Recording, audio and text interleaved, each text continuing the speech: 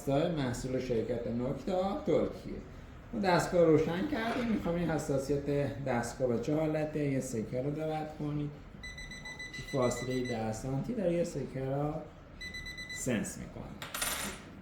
حلقه علنگو طلا رو میبریم براش، قشنگ تو فاصله 30 سانت 40 سانت داره سنس میکنه.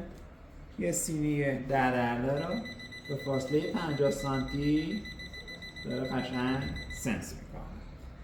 روی خود دستگاه 3 تا دکمه وجود داره. دکمه خاموش روشن کردن سیستم، دکمه F مال صدا و ویبره هستش و دکمه اول مال چراغ‌قوه دستگاه هستش.